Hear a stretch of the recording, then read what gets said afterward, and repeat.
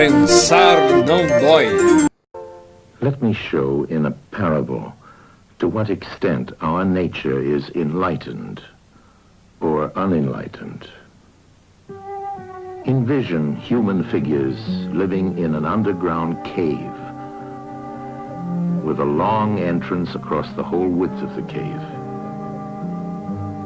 Here they have been from their childhood and have their legs and necks chained so that they cannot move and can only see before them, being prevented by the chains from turning their heads around. Above and behind them, a fire is blazing at a distance. They see only their own shadows, which the fire throws on the opposite wall of the cave. For how could they see anything but the shadows if they were never allowed to move their heads?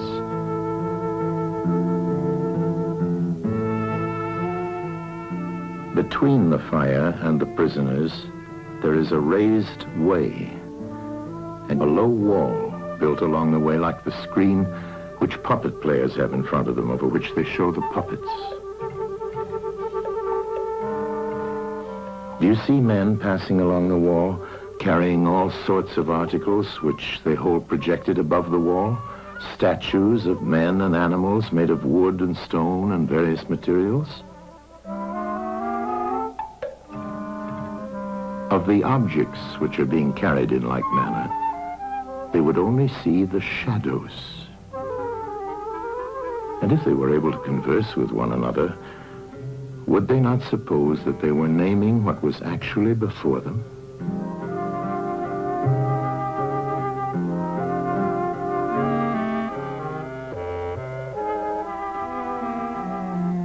And suppose further that there was an echo which came from the wall.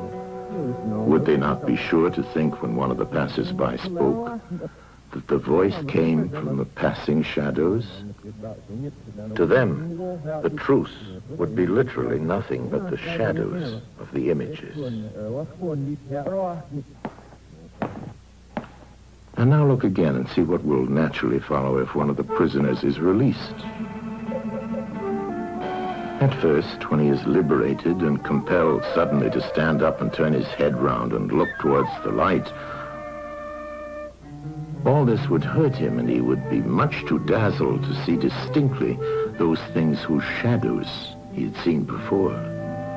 And then conceive someone saying to him that what he saw before was an illusion,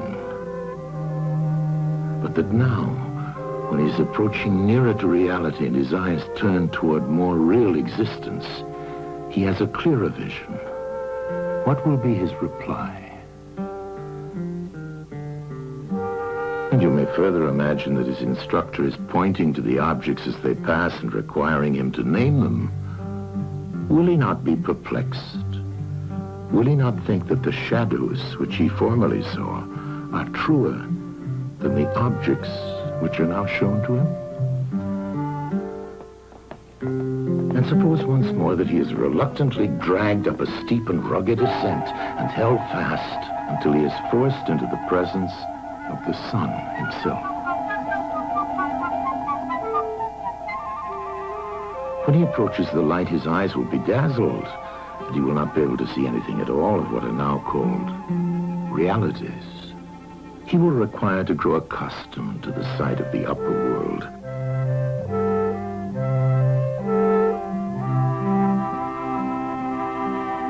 And first he will see the shadows best. Next, the reflections of objects in the water, and then the objects themselves.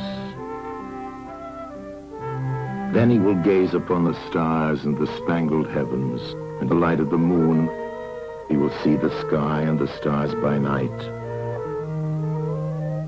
Last of all, he will be able to see the sun, and not mere reflections of it in the water, but he will see the sun in its own proper place, and not in another. And he will contemplate the sun as it is. Will he not then proceed to argue that it is the sun who gives the season and the years, and is the guardian of all that is in the visible world, and in a certain way the cause of all things which his fellows have been accustomed to behold? Clearly he would first see the sun, and then reason about it.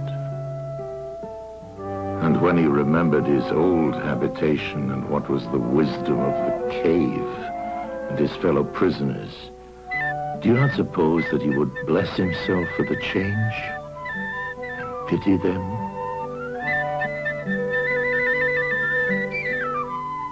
And if they were in the habit of conferring honors among themselves on those who were the quickest to observe the passing shadows, and to remark which of them went before and which followed after, and which were together and who were therefore best able to draw conclusions as to the future, do you think that he would care for such honors and glories, or envy the possessors of them? Would he not say with Homer, "Better to be the poor servant of a poor master, and to endure anything rather than think as they do, and live after their manner"?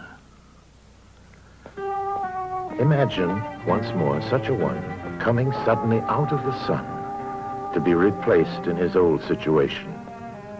Would he not be certain to have his eyes full of darkness?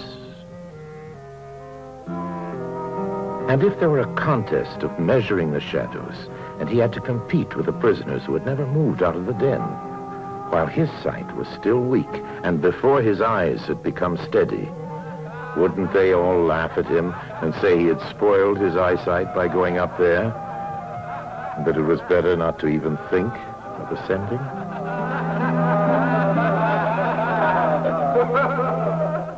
And if anyone tried to release another and lead him up to the light, let them only catch the offender,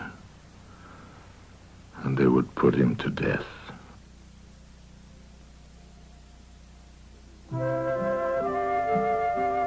It is the task of the enlightened not only to ascend to learning and to see the good, but to be willing to descend again to those prisoners and to share their troubles and their honors, whether they are worth having or not.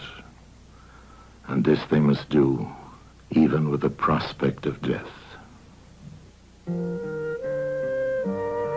They shall give of their help to one another, wherever each class is able to help the community.